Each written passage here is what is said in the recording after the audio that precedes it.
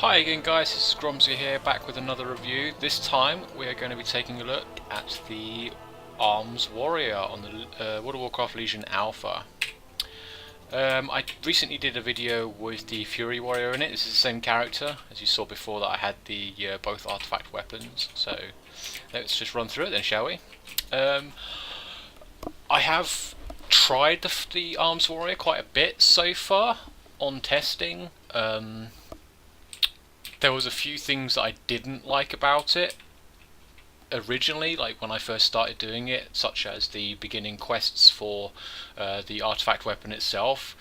They were, for some reason, ridiculously hard to do them if you were Arms, but if you were Fury, they were really easy. So, I don't know, maybe it was because of the scaling of the gear that I had, which was only 680, and the 680 weapon as well. Perhaps it just wasn't as good as it should be when, if you were to go in there with, let's say, Hellfire Citadel gear, you'll probably just wreck face. But anyway, let's move on to the talents then, shall we? First off we have Dauntless. Okay, this is your abilities cost 20 less rage. Now, I went for this for main reason being just because, again, I was using this character just to test out his DPS in dungeons and do a few quests here and there just to test things out. So I just wanted to make sure that I always had maximum amount of rage. So it was definitely worth going for if like you ever have problems with rage generation. I doubt it most people ever will. I mean, rage does come in quite quickly as an Arms Warrior because like they've kind of limited the amount of abilities that you have. I mean, again, just look at that, guys. Like, that is every single ability in my spellbook is on the bars there, so you've barely got anything to press these days. And some of these are even talents as well, so you could have even less if you wanted. Yeah, so Dauntless, 20 less rage on all of your abilities. Next up is Overpower. Now, I was really happy to see that they were bringing this bad boy back, because I've always been an Overpower fan. I loved it back in Vanilla, and I've loved it all the way through every expansion since. Overpowers the enemy, causing 41,000 physical damage, cannot be blocked, dodged or parried, and has a 60% chance to be a critical strike. Now, this is pretty sweet. Like, as you can see there on the bottom part, it also says all your melee attacks have a chance to activate Overpower. So like before, back in Vanilla, Overpower used to be you could only use it after somebody dodges your attack. So that basically meant that warriors were very good against rogues that ever like used evasion. But now it's basically just a proc that you get from any of your melee attacks, which is cool. I mean, it's good damage. I like the 60% increased critical strike chance. Only costs 8 rage. That's pretty sweet.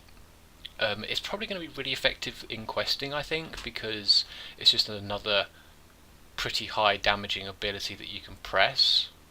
I mean, Mortal Strike is 44,000 and this is 41,000 physical damage, so yeah, it's pretty high on the damage scale, I think. So it's definitely something that like you're going to be pressing quite a bit in leveling if you were to use it. Again, I don't think you're going to need the less rage cost while leveling up, to be honest with you, so that would probably be really handy. Next up we have Sweeping Strikes. Now this has changed quite a lot. Now this is a passive, so this is up 100% of the time, and all it means is that Mortal Strike and Execute hit a second target nearby. This is quite cool for AoE situations, I think, because Fury Warriors, as you know in my previous video, Fury Warriors have got a lot of really good AoE, so I think this kind of brings like a little bit of AoE back for the Arms Warrior, because again, like, okay, we have the Whirlwind and we have Cleave, but having that additional bit of AoE from Mortal Strike and Execute, that could really pile on a bit of damage.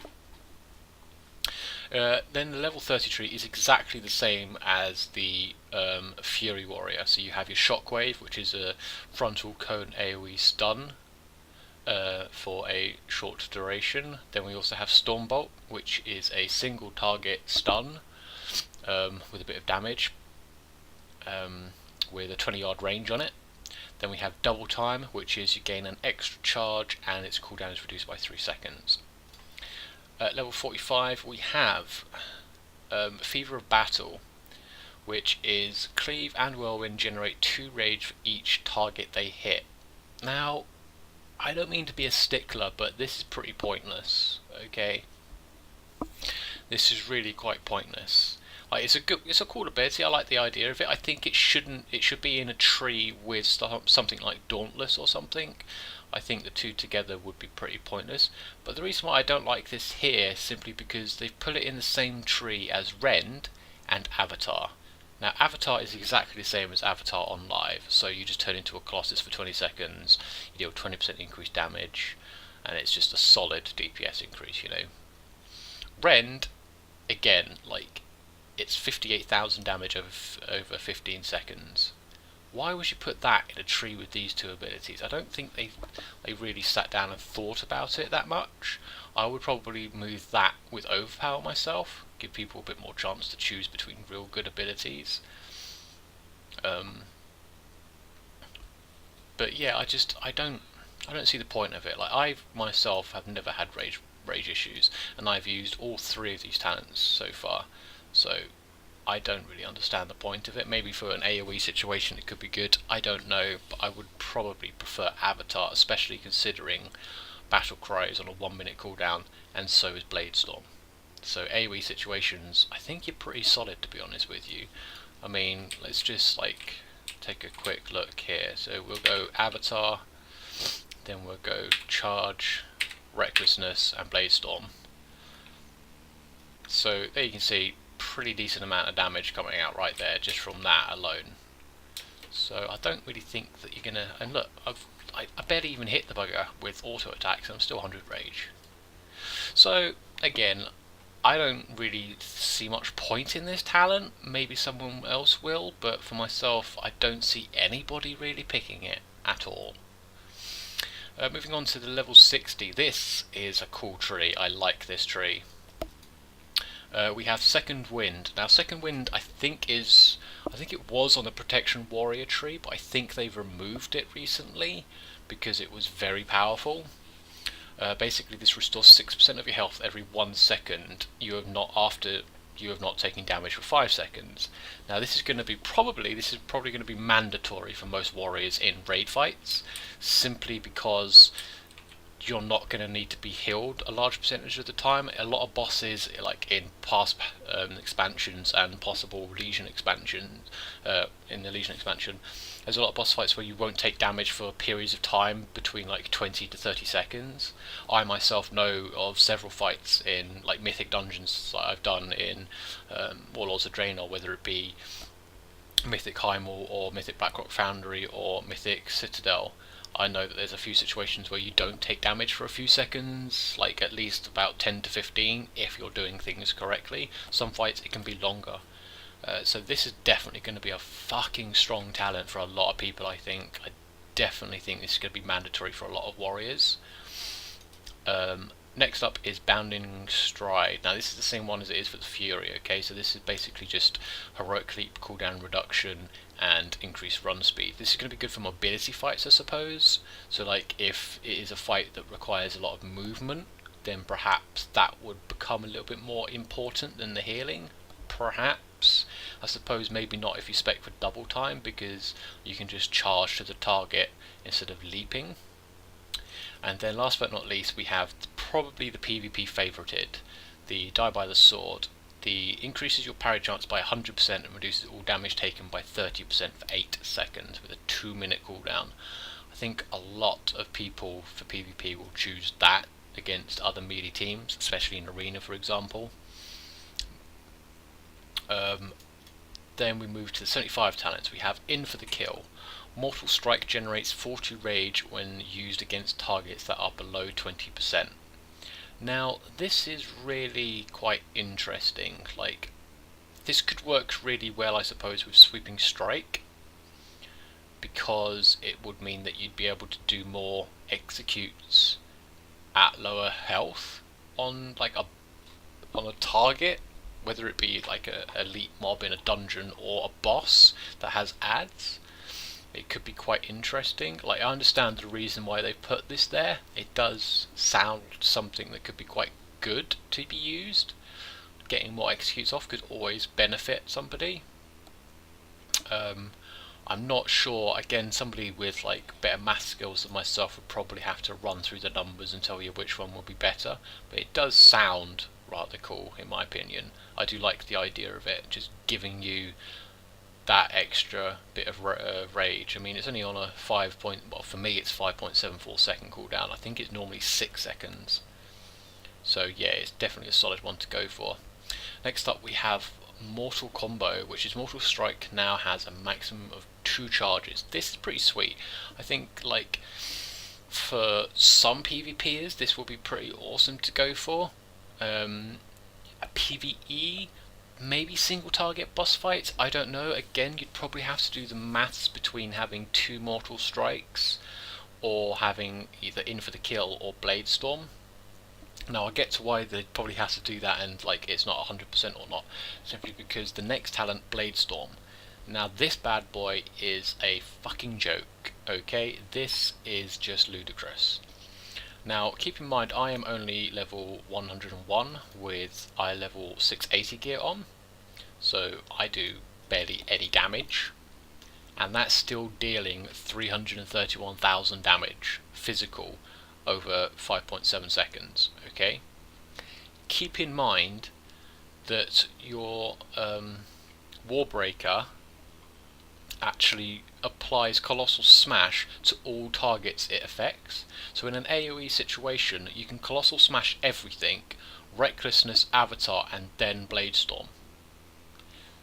I have tried it on the PvP servers at max level on target dummies and things, and I can safely say I have dealt around about it's varied between 2.2 and 2.5 million damage with Blade Storm. Between AoE and single target, it is a phenomenal ability. Absolutely out of this world insane. Seriously, just I do not understand like the leap that they've taken, should I say, from what Blade Storm is like at the moment on live to what this is. This is just ludicrous. It's such an insane leap in damage. It's not a bad thing. I'm not going to lie. I like it. I've always loved Arms Warriors. Have done for a long time. Let's move on to the 91, shall we? This is an interesting tree. I still am not sure what to go for in this tree. I have gone for Focus Rage simply because I don't run out of rage. I always have an abundance of rage, and so I think that this is a cool little ability to have. This is very similar to the Protection Warrior has a very similar ability, which is every time you use it, you increase the damage of your next Shield Slam up to a maximum of 3 times. Now it's very interesting to use this. I'll show you guys now. So let's say we charge, we get one of these off here, so it increases the damage there. If we use Mortal Strike, it gets used instantly.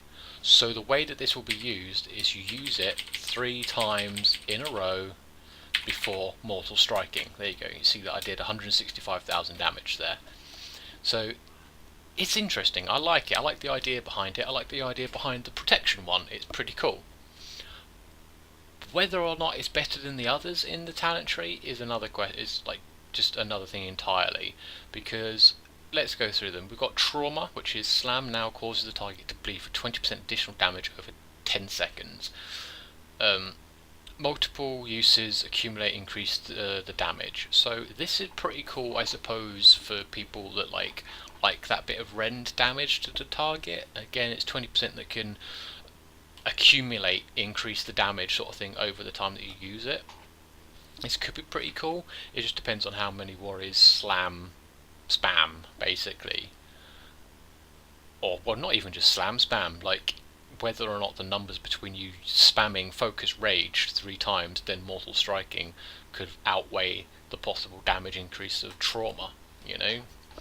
It's just something that somebody's going to have to work around. Next up is Titanic Might. Now this is a weird one. Okay, this increases the duration of Colossal Smash by 200%, but reduces its effectiveness by 50%. Okay, so let's take a look at Colossal Smash. For me it does 41,000 damage physical, and increases the damage you deal to the target by 83% for 8 seconds. Let's spec for Titanic Might, and sing damage just reduces the amount of damage that I deal to them afterwards, but now it lasts for 24 seconds instead of the 8. So that's pretty solid. It's a good talent. I like the idea behind it. I'm just not 100% certain if it will outweigh the other two. Perhaps it will. Perhaps like the damage will just like the damage increase versus the damage that you lose could possibly outweigh the other two. It's just something that someone again is going to have to do the maths behind. I myself am very terrible at that. The level 100 talents, a little bit lackluster, just like the Fury talents. I'm a little bit disappointed. Again, we have the age-old anger management. Getting a little bit boring now. Every 10 rays you spend reduces the remaining cooldown of battle cry. Getting a little bit stale, I'm not going to lie to you. I'm getting a little bit bored of this talent. Opportunity strikes. This is an interesting one. This is your melee abilities have up to a 60% chance based on the target's missing health to trigger an extra attack that deals 21,942 physical damage. So this reminds me very much of the old school sword spec for warriors, which was that you could get an additional swing off with your weapon, which dealt basically the exact same damage as your actual swing. Like, it does remind me a little bit of that, which is pretty cool because I love the old sword spec warriors. Like, it was one of my favourite ones to go for. So I'm quite liking that ability. I have mainly used this just to try it out. I have, however, switched to Ravager at the moment because I've been doing a lot of dungeons recently with this character, and so the extra AoE damage was really solid, especially if you use like the wombo combo that I use, which is just going avatar, wreck, throwing out your thing like that, and then just spinning. Like that sort of, obviously I would do it a lot faster in a dungeon sort of situation and get more damage out from it, but yeah, AoE wise that is normally a shed load of damage, like so much more than most other people can even like pump out in that sort of time frame. So that's the main reason why I've gone for that one for dungeons really. So that's a look at the talents. Again, some of them are really cool. Like I'm loving, you know, some like this opportunity strikes. I'm loving that they brought that back. I'm liking the choices between some of the talent trees as well, such as this one, mortal combo and in for the kill. I'd like to know like which one would be more beneficial for people. And there's some things that I'm just not over keen on. I don't really understand the point of this talent at all. I'm a little bit disappointed that rend has been removed as like a standard thing. I've always loved rending people. It is just something that I like doing, but hey, you know, maybe Blizzard have got a better idea about it than I do, who knows. Let's move on to the artifact weapon then, shall we? So we've got the Warbreaker. I'm not going to pronounce the first name because I don't want to embarrass myself. So we have got Warbreaker. This is the main ability that you will get, which is Stomp the Ground, causing a ring of corrupted spikes to erupt upwards, dealing 34,909 shadow damage and applying the Colossal Smash effect to all nearby enemies.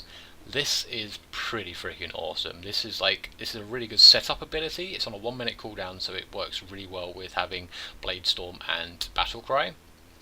It's a really good setup ability for AoE DPS, I think.